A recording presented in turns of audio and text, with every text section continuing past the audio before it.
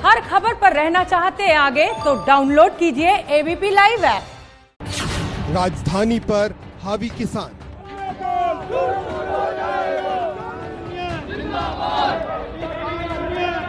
जब तक हल नहीं निकलता सारे के सारे यहाँ शांतमय तरीके से संघर्ष करेंगे। काले कानून बनाए हैं, हम तो चाहते हैं कि वो सिरे से ही इनको खारिज करे। राजधानी की सरकार परेशान। किसान आंदोलन का कष्ट।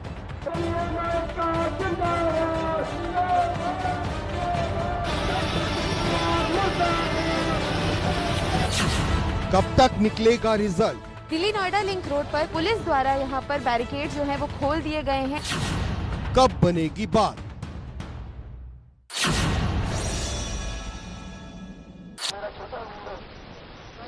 नमस्कार, शाम के 4 बज रहे हैं। एबीपी न्यूज पर हाजिर हूं मैं रुमाना इसार खान और आप देख रहे हैं इस वक्त मैं सिंघू बॉर्डर पर मौजूद हूं।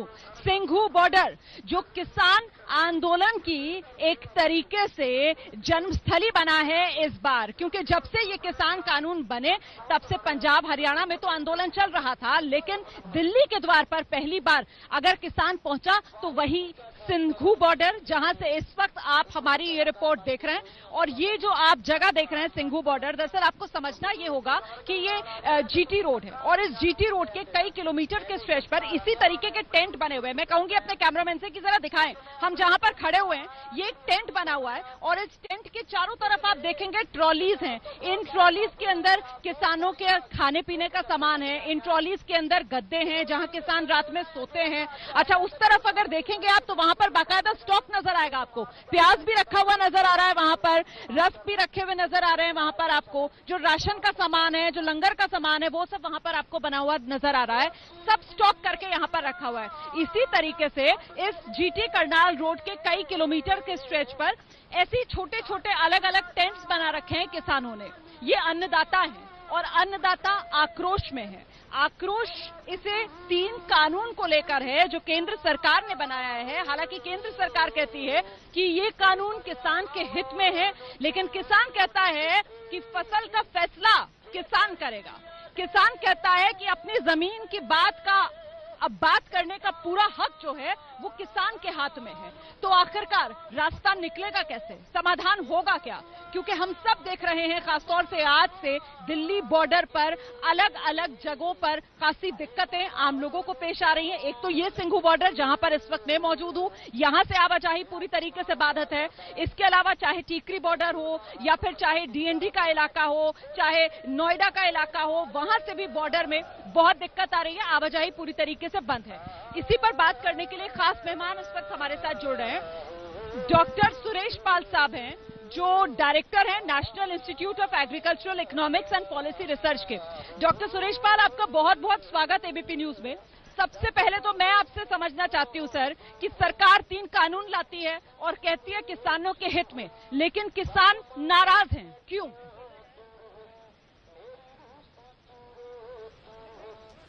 देखिए, ऐसा है, सबसे पहली जो एक पॉजिटिव डेवलपमेंट है इस सिलसिले में, आपकी आवाज नहीं आ रही मुझे। नहीं, आपकी आवाज आ रही है। आप बता रहे हैं कि इसमें सबसे जो पॉजिटिव डेवलपमेंट नजर आ रही है वो क्या है सर? अपनी बात रखिए। सबसे पॉजिटिव डेवलपमेंट ये हुआ कि किसानों और सरकार के बीच में जो सीधी बात शुरुआत हुई है, ये अपने आप में एक बड़ा महत्वपूर्ण डेवलपमेंट है। और जब आमने सामने बैठ के बात होते हैं तो आपस में जो संशय होती हैं, कुछ उसमें क्वेश्चंस होते हैं, कोई इंफॉर्मेशन गैप होता है, उसको एड्रेस करने में बड़ा वो यूजफुल होता है। तो मैं समझता हूँ इस वार्ता जो चल रही है, कल भी एक अगला दौर वार्ता का होगा, तो इसमें जरूर कोई न कोई समाधान निकलेगा, ये जो ऐसा हम विश्वास रखते हैं। अच्छा, क्योंकि यहाँ पर कोई भी डॉक्टर सुरेश पाल साहब, होता है, किसान मौजूद, कोई भी प्रॉब्लम होती है वो बात करने से ही होती है। जी, हम जरा किसानों से बात करते हैं। क्या आपको लगता है कि जिस तरीके से सरकार बातचीत कर रही है, आप लोगों की बातचीत चल रही है, बातचीत से मामला सुलझेगा? आगे आ जाओ सरदार जी, आओ वीर जी, आगे आओ। हाँ जी, हम तो यही चाहते हैं कि भाई बातचीत से मामला सुलझ जाए। जो मामला नहीं बातचीत से सुलझेगा फिर हम आगे की राजनीति बनाएंगे, जो भी हमारी पार्टी का देश होगा वही। लेकिन कुल मिलाकर तो देखो जी, आप भी अपना घर बार छोड़कर आए हुए हो, यहाँ पर मामला सुलझाने के लिए आए हुए हो ना, है ना? तो और सरकार भी बातचीत कर रही है, कल भी बात हुई है, 3 दौर की बातचीत हो चुकी है, कल फिर आप लोगों को न्योता है। तो ऐसी उम्मीद लग रही है कि धीरे धीरे ही सही लेकिन बात बनती हुई नजर आ रही है। हम देश भर के किसानों के साथ हैं। ये जो भी होगा देश भर के किसानों के लिए होगा, हित के लिए, तो पंजाब वाले फिर वापस जाएंगे। ये हम सोचेंगे कि पंजाब हरियाणा के लिए कर लेते हैं तो बाकी वापस चले जाएंगे, तो हम लोग वापस नहीं जाएंगे। बाकी देश मोदी सरकार को इस बात पे झुकना पड़ेगा और हमारी बातें मांगे जो नाराजगी बहुत है यहाँ पर किसानों में। मुझे लगता है कि हमें एक बार फिर से अपने खास मेहमान का रुख करना चाहिए। डॉक्टर सुरेश, मैं आपसे समझना चाहती हूँ सर कि वो 3 कानून जिसे सरकार कहती है कि किसानों के हित में है, इसे लेकर किसानों में इतनी नाराजगी जो नजर आ रही है, आपकी इस पर क्या समझ है? देखिए, ऐसा है, जब तीनों कानून की हम बात करते हैं, इनको आइसोलेशन में देखना उतना सही नहीं होगा। ये सरकार के जितने भी रिफॉर्म्स हैं, जो मार्केटिंग से रिलेटेड रिफॉर्म्स हैं, पहले सरकार ने शुरुआत की कि हम जो प्राइस डिस्कवरी है उसको हम इम्प्रूव करें, और उसके लिए जरूरी है कि जो मार्केट इंफॉर्मेशन है उसमें हम इजाफा लाएं, उसको बेहतर बनाएं। और उसके लिए सरकार ने इनाम का एक जो स्कीम चलाई है उस पे फोकस किया गया। उसके बाद में दूसरी चीज जो मार्केटिंग रिफॉर्म्स के लिए इम्प्रूव करने के लिए जरूरी है, प्राइस डिस्कवरी को इम्प्रूव करने के लिए जरूरी है, वो है मार्केट इंफ्रास्ट्रक्चर। एग्री इंफ्रास्ट्रक्चर सरकार ने फोकस किया है, उसमें बात की है रोड कनेक्टिविटी की, उसमें बात की है मार्केटिंग इंफ्रास्ट्रक्चर जो मंडीज में है उसके बाहर है, स्टोरेज की जो व्यवस्था है, कोल्ड स्टोरेज, जितनी भी एक इंफ्रास्ट्रक्चर एग्रीकल्चर कमोडिटीज को चाहिए उसको हम कैसे स्ट्रेंथन करें, फार्मर प्रोड्यूसर्स ऑर्गेनाइजेशंस उनको हम कैसे बनाएं, उसके साथ में जो स्टार्टअप्स हैं उनको कैसे बनाएं। इस इंफ्रास्ट्रक्चर स्ट्रेंथनिंग का मतलब ये है कि जो किसानों का प्रोड्यूस्ड है उसको, जो हमारा डोमेस्टिक मार्केट है, इंटरनेशनल मार्केट है, उसमें हम कैसे उसकी पहुंच बनाएं, उसके लिए बहुत जरूरी है। उसमें जैसे रेल की शुरुआत की गई, रोड की तो हम बात कर ही रहे हैं, वाटर वेज की भी कनेक्टिविटी की बात चल रही है। तो इस तरह से जब तक ये इंफ्रास्ट्रक्चर स्ट्रेंथन नहीं होगा, प्राइस डिस्कवरी उतनी बेटर नहीं होगी। तो इसलिए ये बहुत जरूरी है। उसके साथ में तीसरा जो सरकार का फोकस है वो ये है कि हमारा जो एग्रीकल्चर प्रोडक्शन है, मैं यहाँ पर किसानों से बात कर रही हूँ सर, मैं चाहती हूँ कि आप मेरे दर्शक को समझाएं। मैं यहाँ लगातार किसानों से बात कर रही हूँ और वो बार बार एक बात दोहराते हैं कि साहब ये कानून बन गया तो एमएसपी पे खरीद खत्म, ये कानून बन गया तो एमएसपी खत्म। इसे लेकर भ्रम दूर मुझे लगता है करना चाहिए। देखिए, इसमें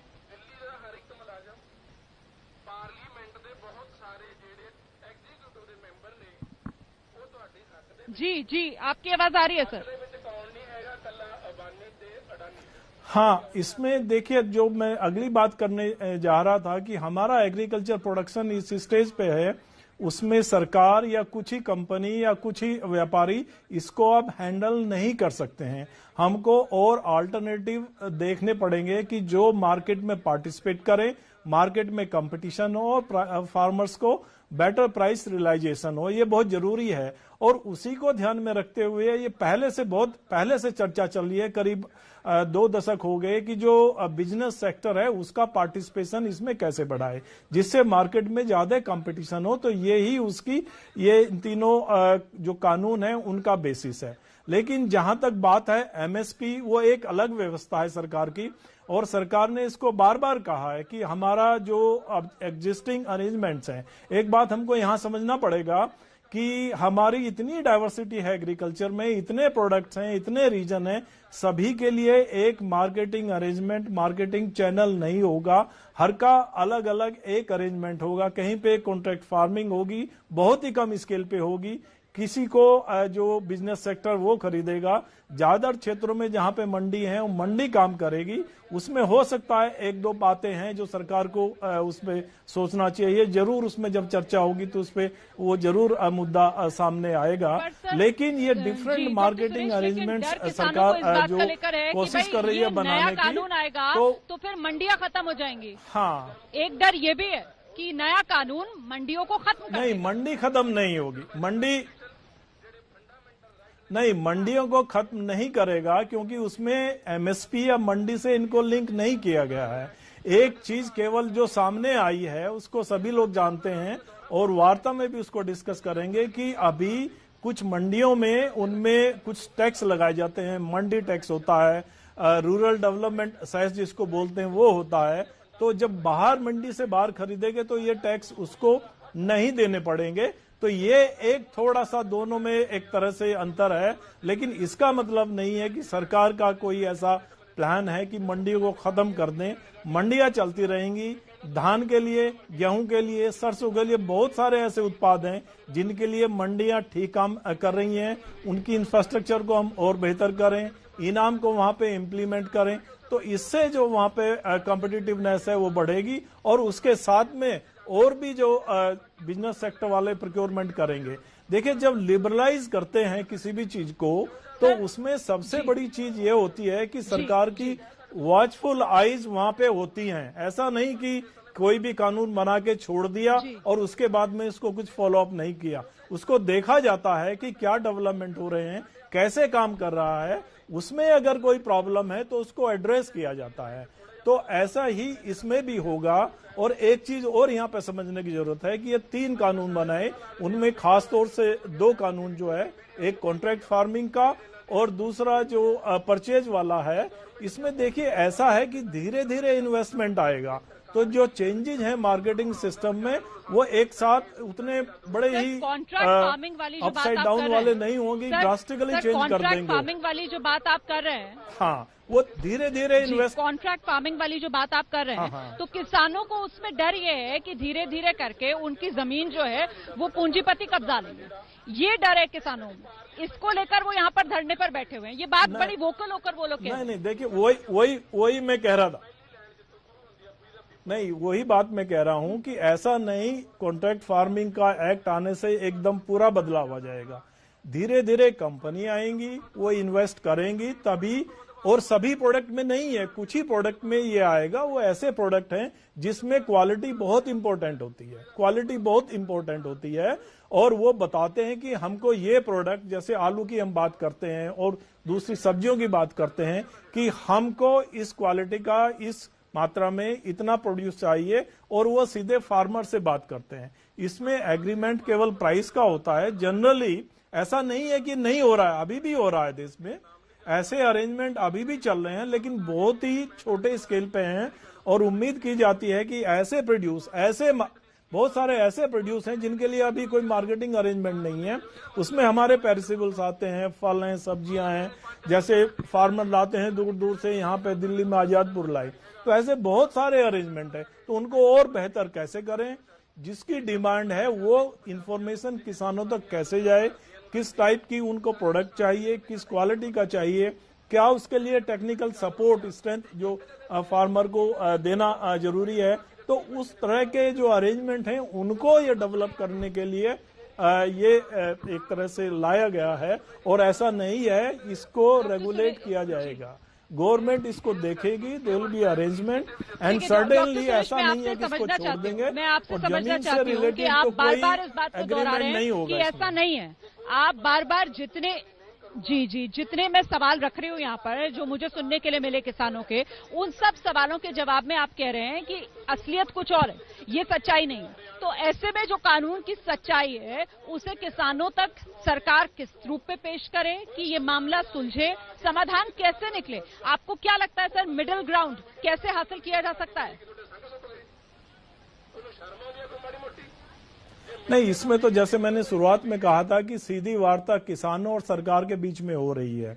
उसी वार्ता में ये सब बात सामने आएंगी और इस पे चर्चा भी होगी। और जरूर मैं समझता हूं कि उनको आश्वासन दिया जाएगा कि ऐसा कोई भी अरेंजमेंट किसी भी कॉन्ट्रैक्ट में नहीं होगा कि वो उसके लैंड को या उसके जो परमानेंट एसेट्स हैं उससे कोई नेगोशिएट करेगा। ये केवल प्रोड्यूस के लिए होता है और अभी भी हो रहा है। एक्चुअली देखा जाए, जैसे ये शुरुआत पंजाब से हुआ था, आलू में किया गया, अभी भी चल रहा है, जो है वो अभी तक टमाटर के लिए बेनतीजा किया रही गया, है। पेस्ट और बनाने ऐसे के में लिए। कल जो बातचीत होनी है उसमें किसानों की नहीं, ये तरफ तो से होता जो ही है। आश्वासन देखिए, मांगे जा रहे हैं कि चाहे जब एमएसपी को लेकर है उसे कानूनी दर्जा दिया जाए, तो आपको लगता है कि किसानों की कुछ मांगों को कानूनी दर्जा सरकार दे सकती है? नहीं, उसमें देखिए ऐसा है, क्योंकि ये तीनों बिल पार्लियामेंट से पास हो गए, तीनों बिल पार्लियामेंट से पास हो गए, तो इसमें अगर कहीं किसी तरह का सरकार आश्वासन देती है तो उसकी एक प्रोसेस होती है और वो प्रोसेस पूरी फार्मर्स के साथ में वो डिस्कस करेंगे। और ऐसे ही शायद इन्होंने चर्चा की है कि एक समिति बना लेते हैं। लेकिन जो किसान लोग चाहते हैं, उनका जो मैं समझता हूं कि जो मुख्य मुद्दा है वो प्राइस का है, कि जो मिनिमम सपोर्ट प्राइस है वो पूरी लागत को कवर नहीं करता है, मिनिमम सपोर्ट प्राइस है। तो किसानों की डिमांड ये है कि कम से कम हमको एमएसपी तो मिले। तो वो एमएसपी कैसे मिल सकता है, उसी के बारे में सोचना है। सरकार के क्या और अरेंजमेंट हो सकते हैं, क्या इंटरवेंशन हो सकते हैं मार्केट में, उसको देखना जरूरी है, उस पर डिस्कशन होना जरूरी है। और सरकार के प्रयास है, पहले भी एक स्कीम दी गई थी जिसको हम बोलते हैं पीएम आशा, उस पर बहुत सारे ऐसे अल्टरनेटिव्स थे कि हम कैसे किसानों को एमएसपी सुनिश्चित करें और जो बिजनेस सेक्टर है उसका पार्टिसिपेशन हम मार्केट में लाएं, ये बहुत जरूरी है। उसके लिए डिस्कस किया गया था। लेकिन इसके लिए जरूरी है, एग्रीकल्चर एक ऐसा सब्जेक्ट है, बहुत सारे इसमें बिल्कुल इंतजार रहेगा कि किस तरीके से समाधान निकालती है।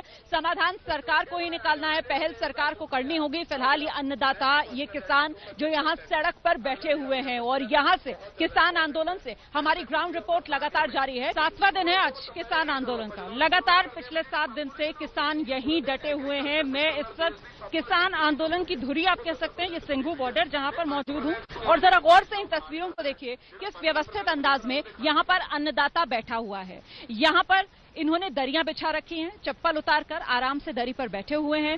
सामने मंच पर से नेता आ रहे हैं, इनसे बातचीत चल रही है, इनको मुद्दा बताया जा रहा है, समझाया जा रहा है।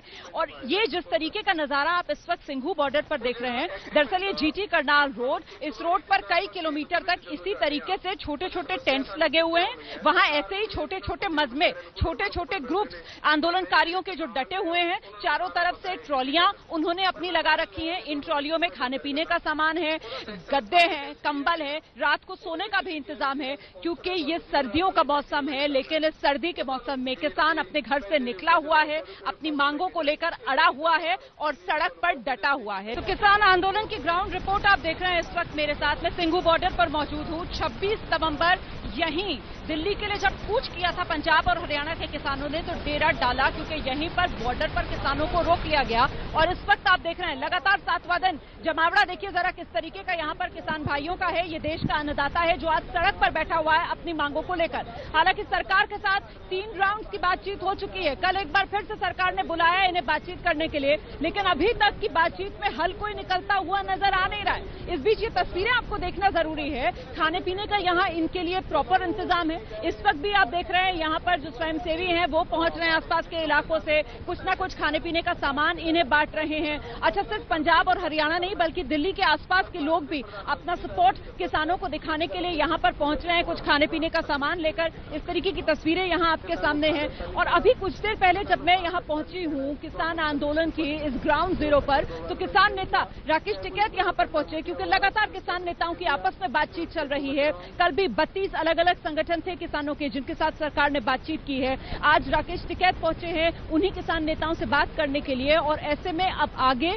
किसान आंदोलन की नियति क्या रहने वाली है, कल क्या होने वाला है, इन तमाम सवालों पर राकेश टिकैत की बात सुनिए जरा।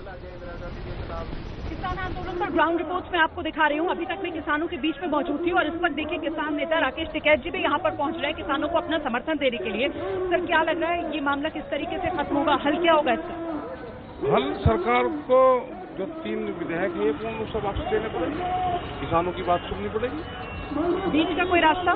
बीच का क्या रास्ता होता है? किसान आ गए दिल्ली को चारों तरफ से घेरेंगे और लाल लग रही जनता। बीच का कोई रास्ता नहीं है। लेकिन सरकार कह रही है कि ये जो कानून है वो किसानों के हित के कानून है। तो हम भी तो सरकार से ही कह रहे कि वो उसे सरकार को भी तो ढूंढना है दिल्ली में। सरकार पिछले 7 साल से नहीं मिल रही हमको, हम उसको तलाश करना है कि सरकार रहती कहाँ है। आपको तो अलग से न्योता दिया गया कल। हाँ तो नुकता दिया गया है तो सब एक ही। वे नुकते अगर 20 को भी बुलाएंगे अलग अलग, सब एक है। सवाल पूरे देश के किसान का है। लेकिन अलग से आपको क्यों बुलाया गया? वो तो सरकार बताएगी क्यों बुलाया। तो कुछ खास बातचीत हुई हो आपकी? हाँ, जो बाद में आपने अपने साथियों को बताया हो कि उनसे जो बात कह रही थी सरकार, आपसे उसके अलग कोई और बात थी? वही कह रही है हमको भी। अब हम बना देंगे और आप दे दो लिखित में और आप चले जाओ। जब तक ये वापसी नहीं होते, इनमें संशोधन नहीं होते, जो और भी डिमांड किसानों की है वे पूरी नहीं होती, किसान दिल्ली के रास्ते छोड़ने वाले हैं नहीं। टिकैत साहब, आप मुझे एक बात बताइए, अभी तक ये कहा जाता था कि भाई किसानों से ज्यादा बेबस और किसको आप मानेंगे इस देश में कि जो अपनी उपज है उसका रेट वो खुद नहीं तय कर सकता, और अब सरकार जो है वो खुली छूट दे रही है किसानों को कि आप जहाँ चाहें वहाँ जाकर अपनी फसल बेचें। जहाँ का बाजार हमको बता दो कहाँ बेचे, वो बाजार तो बता दो ना हमको भी। और जो MSP है, मिनिमम सपोर्ट प्राइस है, वो तो एक पैरामीटर तो तय करना पड़ेगा कि इससे कम पे कोई नहीं खरीदेगा। पूरे किसान को दिन में लूट लिया अब की बार। जो 1800 रुपए की धान थी वो 800 रुपए में लूटी गई है। हम तो वही तो हैं कि हमको लुटा किसने, उसी को तो देखने आए दिल्ली में। लेकिन MSP को लेकर तो इस कानून में कुछ है ही नहीं। मोदी जी कह रहे हैं कि MSP तो ना खत्म हो रही है ना होने वाली है, जो कुछ हो ही नहीं रहा है उसी को लेकर डर है। और हम तो उसे ही तो लेना है। यहाँ पे नया कानून बना दो कि MSP से नीचे खरीद नहीं होगी। एक देश पर आज तक कौन सा कानून है MSP को लेकर? अभी तक तो कोई कानून है नहीं देश में। हम उसी को तो चेंज करवाने आए, उसी कानून को तो चेंज करवाना है। जो है नहीं उसे ही तो बदलवाने आए हैं। क्या आपको सरकार पर भरोसा नहीं है? 2022 तक सरकार कहती है किसानों की आय दुगनी करेगी। हाँ तो हम भी यहीं रहेंगे, दुगनी जब कर देंगे जब चले जाएंगे। आप कह रहे हैं कि आपको भरोसा नहीं है ना? क्यों? अब जब भरोसा है ही नहीं, हमको तो लूट लिया, व्यापारी ने सरकार ने मिलकर लूटा है, तो हम सरकार को तलाश करने आए। 22 में कर देंगे तो 22 में चले जाएंगे वापसी, जब दुगने हो जाएंगे तो चले जाएंगे। तो अब से कुछ देर पहले किसान नेता राकेश टिकैत से जो मैंने बातचीत की वो आप देख रहे थे। राकेश टिकैत पूरी तरीके से कह रहे हैं कि उनको बिल्कुल भरोसा नहीं है। हालांकि कल एक बार फिर से सरकार से जो अगले राउंड की बातचीत है उसमें वो शिरकत करेंगे, उससे वो मना नहीं कर रहे हैं। लेकिन इस बीच किसानों का जमावड़ा दिल्ली के बॉर्डर्स पर बढ़ता जा रहा है। एक तो ये बॉर्डर सिंघू बॉर्डर जहां पर मैं मौजूद हूं, इसके अलावा टीकरी बॉर्डर, वहां पर भी इसी तरीके से किसानों का आंदोलन, वहां पर भी बॉर्डर सील। मेरे सहयोगी अंकित गुप्ता टीकरी बॉर्डर पर मौजूद है और अंकित गुप्ता ने बात की कुछ युवाओं से जो भले ही अभी खेती ना कर रहे हो लेकिन वो इस किसानों के आंदोलन में शिरकत कर रहे हैं। उनकी वजह क्या है किसानों के आंदोलन में शिरकत करने की, रिपोर्ट देखिए। यहाँ पर जो किसान बैठे हुए, जो किसान परिवार से आए हुए हैं, ये सब बहुत पढ़े लिखे भी लोग हैं। इन लोगों से एक एक करके बात करता हूँ। अपना नाम बताइए और आप क्या करते हैं और क्या पढ़ाई की हुई है? मेरा नाम संजय है। मैं हरियाणा हिसार से आया हूँ। मास्टर्स की हुई मैंने पॉलिटिकल साइंस में और MPhil के लिए अप्लाई किया हुआ है। MPhil के लिए अप्लाई किया हुआ है। इसको कानून को लेकर के जो आपत्ति आपको लगता है सही है वाकई में? ये सही होता तो किसान जो हैं वो विरोध दर्ज कराने के लिए यहाँ पर अपना घर बार छोड़ करके, उनका काम भी है खेती के, सारा काम छोड़ के इधर आए हुए हैं, तो वो पागल तो है नहीं। वो कानून सीधा सीधा प्रभावित कर रहा है किसानों की। कहाँ तो बात की थी इन्होंने, अच्छे दिन लेके आएंगे, आय दुगनी करेंगे, स्वामीनाथन कमेटी रिपोर्ट, वो तो भूल ही जाइए आप। और इन्होंने जो ये कानून को लेकर के किसान को बिल्कुल कमर तोड़ के इन्होंने काम कर दिया है, ये बहुत ही गलत है। आपका क्या नाम है, क्या आपने पढ़ाई की हुई है और इस कानून को आप भी गलत मानते हैं? बिल्कुल, मेरा नाम लवी है और मैं MSc नर्सिंग हूँ और सेंट्रल गवर्नमेंट में जॉब हूँ और मैं 8 महीने से कोरोना पेशेंट के साथ ड्यूटी कर रहा हूँ। और मुझे बड़ा दुख हो रहा है कि इतने बुजुर्ग किसान यहाँ पे आके इतने दूर दूर से इतना टाइम से बैठे हैं। सरकार को कम से कम ये सोचना चाहिए, अगर वो पेंडेमिक के बारे में सोचती हैं तो उनको ये डिसीजन है वो जल्दी से जल्दी लेना चाहिए था। और जो रूल हैं, ठीक है, इन्होंने सोचा था कि बैठे हैं उनको रोक लेंगे, हरियाणा बॉर्डर पे रोक लेंगे, लेकिन कोई नहीं रोक पाई और ना ही कभी इनको रोक पाएगा। और मैं एक चीज़ आपको बड़ी स्पष्ट शब्दों में बता दूं कि किसान अपने आप में खुद वैज्ञानिक है। अगर उनको ये कहा जाए ना कि ये इसको तो अकल नहीं है, ये पढ़ा लिखा नहीं है, हम इसको खेती सिखाएंगे, अरे तुम क्या खेती सिखाओगे, ये तो अरसों से खेती करते आ रहे हैं। खेती करते आ रहा है। आपका क्या नाम है, क्या आप करते हैं और इस कानून को कैसे देखते हैं? सर, मेरा नाम पुनीत बुरा है, मैं हिसार जिला से आया हूँ। मैं भी किसान परिवार से हूँ, मास्टर डिग्री में कर रहा हूँ और NET की तैयारी मेरी चल रही है। मैं अपनी खेत की बिजाई छोड़कर तुरंत किसान आंदोलन के लिए निकल पड़ा। घर वालों ने भी कहा भाई तू जा, क्योंकि हमें पता है ये जो भी होने लग रहा है ये हमारे खिलाफ है, बिल्कुल किसानी के खिलाफ है। और ऐसा अगर हो गया तो हम सड़कों पे आ जाएंगे, हमारा कुछ नहीं बचेगा। तो कुल मिलाकर आप बात सुन रहे हैं किसानों की, आप बात सुन रहे हैं किसानों के समर्थकों की, और उनकी तरफ से बार बार एक ही बात दोहराई जा रही है कि फसल का फैसला तो किसान ही करेगा, इस देश का अन्नदाता ही करेगा। अच्छा, सिंघू बॉर्डर जहां मैं मौजूद हूं, मैं लगातार आपको नीचे की तस्वीरें दिखा रही हूं। मैं आपको दिखा रही हूं कैसे यहाँ पर टेंट है, टेंट के नीचे आंदोलनकारी बैठे हुए हैं। सामने वो मंच है जहां से अलग अलग लोग आ रहे हैं और किसानों का हौसला बढ़ा रहे हैं। इन्हें किसान नेता आप कह सकते हैं। चारों तरफ ट्रॉलियां खड़ी हुई नजर आ रही हैं जिसमें किसानों का रसद कह सकते हैं आप। इसमें इनका खाने पीने का सामान है, लंगर जिससे चल रहा है, गद्दे हैं, रजाई है, रात में सोने का इंतजाम है इसमें। अब जरा आपको एक टॉप एंगल रिपोर्ट दिखा देते हैं इसी सिंघू बॉर्डर से। एक टॉप एंगल रिपोर्ट मेरे सहयोगी मनोज वर्मा की, देखिए अब आप। ये तस्वीरें आप देख रहे हैं, इसमें आपको दूर दूर तक किसान ही नजर आएंगे। हजारों की संख्या में किसान यहाँ पर मौजूद हैं जो कि एक आंदोलन कर रहे हैं। बाकायदा यहाँ पर स्टेज बना हुआ है, वहां से भाषण चल रहा है और जितने भी किसान यहाँ पर मौजूद हैं वो भाषण सुन रहे हैं। और दूर दूर तक आपको लंबी जो ट्रैक्टर ट्रॉलियां हैं उनकी कतारें भी आपको तस्वीरों में साफ तौर पर नजर आएंगी, क्योंकि जो किसान है वो पंजाब और हरियाणा से आए हैं और तकरीबन 5 से 6 किलोमीटर लंबा जो एक स्ट्रेच है वहां तक ये जो ट्रैक्टर ट्रॉलियां हैं वो लगी हुई हैं। और 7वां दिन आज इस प्रदर्शन का बना हुआ है। सिर्फ सिंघू बॉर्डर पर ही नहीं बल्कि दिल्ली के और भी जो बॉर्डर हैं वहां पर भी किसान प्रदर्शन कर रहे हैं। कल हालांकि सरकार के साथ एक बातचीत हुई थी जो कि बेनतीजा रही और उसके बाद किसानों ने ये साफ कर दिया था कि जब तक तीनों बिल वापस नहीं लिए जाते तब तक ये आंदोलन इसी तरीके से लगातार जारी रहेगा। तो किसानों का ये आंदोलन चल रहा है, आंदोलन में खाना पीना चल रहा है, ये हम लगातार आपको दिखा रहे हैं। यहाँ भी देख सकते हैं आप, ये एक सेवादार हैं जो इस वक्त पानी बांट रहे हैं। ये देखिए, मैं अपने कैमरामैन से कहूंगी जरा दिखाएं तस्वीरें किस तरीके से यहाँ वक्त वक्त पर हर चीज का इंतजाम है। पानी बांटा जा रहा है, चाय चल रही है, यहाँ पर खाने पीने का सामान बांटा जा रहा है। और सिर्फ खाना पीना ही नहीं है बल्कि गाना बजाना भी है ताकि जोश आंदोलनकारियों का वो बना रहे। इस पर एक रिपोर्ट देखिए। ये देखिए, ये किसान है लेकिन वो अपने गीत को उन्होंने पिरो लिया है, जो अपनी मांगों है उसको लेकर के उन्होंने गीत बना लिया है। किस तरीके से गीत गा रहे हैं सुनना पड़ेगा।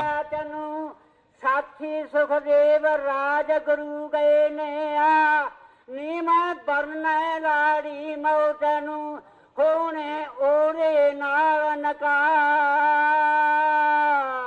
सरकार से जो मांगे हैं, जो उन चीजों को लेकर के वो यहाँ पर आए हैं, वो उन मांगों का ही एक गीत तैयार कर दिया है जिसको लेकर के वो यहाँ पर जो जनता है उसके सामने आए हैं। तो कुछ इस तरीके की तस्वीरें भी नजर आ रही हैं इस किसान आंदोलन के दौरान, जहाँ पर लोग आ रहे हैं अपने अपने तरीके से अपनी अपनी बातों को रख रहे हैं और कोई गीत संगीत के जरिए तो कोई नारेबाजी के जरिए अलग अलग तरीकों से एक सरकार तक अपनी बात पहुंचाने की कोशिश की जा रही है। तो टीकरी बॉर्डर, सिंघू बॉर्डर से लगातार हम आपको रिपोर्ट्स दिखा रहे हैं और बता रहे हैं कैसे यहाँ पर आंदोलनकारी किसानों का जो जमावड़ा है वो लगातार बना हुआ है। लेकिन इस बीच दिल्ली वालों के लिए एक राहत भरी खबर ये कि DND जो दिल्ली नोएडा लिंक रोड है, आज सुबह हमने आपको दिखाया था कैसे वहां पर भी किसानों का जमावड़ा लग गया था, लेकिन अब वहां से किसान हट गए हैं और दिल्ली और नोएडा के बीच जो लिंक रोड वाला रास्ता है वो खुल गया है। सुरभि की रिपोर्ट देखिए। नोएडा लिंक रोड पर इस वक्त हम मौजूद हैं जहां पर कल शाम से ही जेवर से आए किसान अपना धरना प्रदर्शन दे रहे हैं 3 कृषि कानूनों के खिलाफ। और यहां आप हमारे पीछे तस्वीरों में देख सकते हैं कि बैरिकेडिंग जो है यहां पर की गई है। दिल्ली की तरफ जाने वाला ये रास्ता है जहां पर किसानों को रोक दिया गया था कल शाम से ही। और यहाँ जिस वक्त हम खड़े हैं वहां पर दोनों तरफ सड़क के आने वाले रास्ते पर और जाने वाले रास्ते पर दोनों तरफ ही किसान जो है डेरा लगाए बैठे थे। किसान का जो पूरा गुट था वो यहीं पर ही मौजूद था। लेकिन आप जैसे अभी तस्वीरों में देख सकते हैं कि किसानों का जो गुट है वो एक तरफ रोड पर नहीं है, इस रोड को खाली कराया जा रहा है। यहाँ पर जितनी भी अन्य गाड़ियां खड़ी हुई थी वो भी एक एक करके सड़क की दूसरी पार जाकर लगाई जा रही हैं। यहाँ पर जो किसान भाई हैं, जो किसान खड़े हैं यहाँ पर, उनसे भी हम एक बारी बात करने का प्रयास करते हैं और पूछते हैं कि आखिरकार ये जो सड़क खाली करवाई गई है एक तरफ, ये क्यों करवाई गई है और इनकी क्या बातचीत यहाँ पर पुलिस के आला अधिकारियों से हुई है। तो एक बारी बात करते हैं।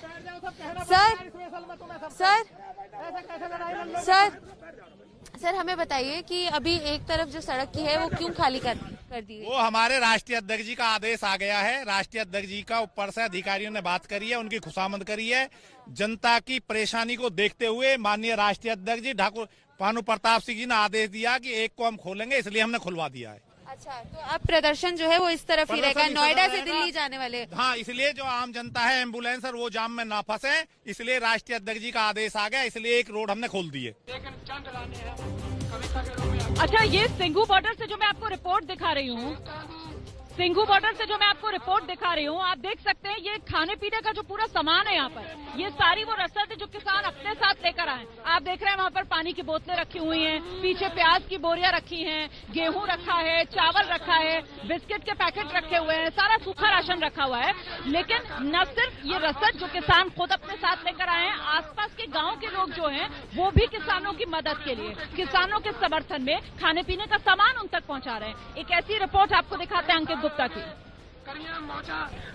टिकरी बॉर्डर पर किस तरीके से किसान आंदोलन चल रहा है, किस तरीके से किसानों का इंतजाम है, उसकी एक तस्वीर दिखाता है ये स्टॉल। देखिए, ऐसा लग रहा है कि हम किसी सब्जी मंडी में हैं, लेकिन जी नहीं, ये किसान आंदोलन के बीच की तस्वीर है, जहां पर सुबह से ही ताजी सब्जियां आ जाती हैं और किसान जो है यहीं पर अपने पूरा दिनचर्या जो है उनका यहीं पर सुबह से लेकर दिन रात गुजर रहा है। लेकिन खाने के साथ में ही किसी तरीके से कोई और दिक्कत ना हो, लिहाजा यहाँ दवाइयों का भी इंतजाम किया गया है। अगर मान लीजिए कि किसी को, क्योंकि दिन रात यहाँ गुजार रहे हैं, खांसी सर्दी जुकाम या कुछ और दिक्कत है, तो उनके लिए दवाइयों का इंतजाम किया गया है। उसके साथ ही में सुबह का वक्त है, लिहाजा चाय नाश्ते का भी इंतजाम इस तरीके से किया गया है। तो एक ही स्टॉल पर आपको सब्जी भी दिख रही है, दवा भी दिख रही है और चाय का भी इंतजाम है। कोशिश यही है कि किसानों का जो आंदोलन है ये कहीं से ढीला न पड़े। अगर कोई किसान अपने पास से खाना नहीं बना पा रहा है या फिर उसको किसी तरह की दिक्कत है, तो उसकी उस दिक्कत को भी दूर किया जा सके। और इसी तरीके से ये किसान डटे हुए पिछले कई दिनों से, और मांग एक ही है कि केंद्र सरकार ने जो कानून पास किया है उसको वापस ले और जो कमेटी का सुझाव दिया है उसको सिरे से नकार रहे हैं। तो ये किसानों को देख रहे हैं आप यहाँ पर सिंघू बॉर्डर से। ग्राउंड रिपोर्ट्स लगातार हम आप तक पहुँचा रहे हैं, हाथों में झंडे हैं, डटे हुए हैं, हौसलों के साथ किसान। ये सिंधु बॉर्डर है जहाँ इस वक्त मैं मौजूद हूँ और एक तरीके से इसको आप ग्राउंड जीरो कह सकते हैं, क्योंकि आप देख सकते हैं यहाँ पर किसान आंदोलन, धरने पर किसान बैठे हुए हैं और चारों तरफ आप देख सकते हैं ट्रक हैं, ट्रॉलियां हैं जो लगी हुई हैं। इन्हीं ट्रकों, इन्हीं ट्रॉलियों में जो किसान हैं वो अपनी रात गुजारते हैं। ये सर्दी का मौसम है और ऐसे में इस ठिठुरती सर्दी में आज 7वां दिन है। पिछले 7 दिन से ये किसान भाई यहीं अपना घर बार छोड़कर सरकार ने जो कानून बनाया है उसके विरोध के चलते सड़क पर रहने को मजबूर हैं। इस वक्त एक तस्वीर मुझे लगता है जो आपको जरूर देखनी चाहिए, वो इस शख्स की है जो यहाँ पर सेवा कर रहे हैं, सफाई कर रहे हैं। आप देखेंगे यहाँ पर जगह जगह गत्ते के डब्बे रखे हुए हैं उस तरीके से। कैमरामैन से मैं कहूंगी वो दिखाएं। ये डस्टबिन का काम कर रहे हैं। ये एक तरीके से टेम्पररी डस्टबिन हैं यहाँ पर जो बनाए गए हैं। साफ सफाई का यहाँ पूरा ध्यान रखा जा रहा है और ये यहाँ पर जो भाई हैं वो सेवा का काम कर रहे हैं। इन्हीं से बात करते हैं जरा। आपका नाम क्या है? मेरा नाम गुरपेश सिंह है जी। जी, गुरपेश सिंह। और आप ये क्या कर रहे हो? मैं सफाई कर रहा हूँ जी संगत की। आप आए कहाँ से हो? अमृतसर से आया। अमृतसर से। पीछे से आए हुए हो आप भी? अमृतसर से आया हूँ। हाँ जी। और कितने दिन हो गए आए हुए? आज 4 दिन हो गए मैंने जी। 4 दिन हो गए। तो यहाँ आप लोगों ने अपने काम बांटे हुए हैं? हाँ जी, काम बांटे हुए हैं। यहाँ पर कौन क्या काम करेगा? काम बांटे, सेवा वक् ड्यूटी लाई हुई है जी। हाँ जी। किस तरीके से आपने काम बांटे हुए हैं? कुछ लोग खाना बना रहे हैं, लंगर बना रहे हैं, कुछ? हाँ जी, कुछ लोग खाना बना रहे हैं, कुछ सफाई करने वास्ते ड्यूटी लाई है, कोई चाह बनाने वास्ते लाई है, कोई चाह बरतौन वास्ते लाई है, कोई फल फ्रूट बरतौन वास्ते।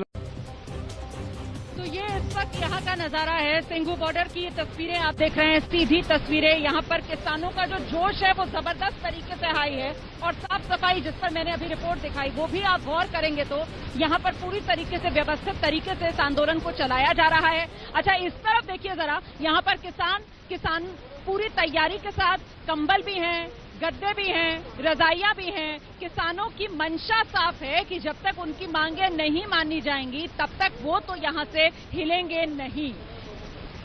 तो ग्राउंड रिपोर्ट लगातार जारी है एबीपी न्यूज पर। किसान आंदोलन से जुड़ा हर अपडेट सबसे पहले आपका चैनल एबीपी न्यूज विश्वसनीय तरीके के साथ आप तक पहुंचा रहा है। रहिए हमारे साथ।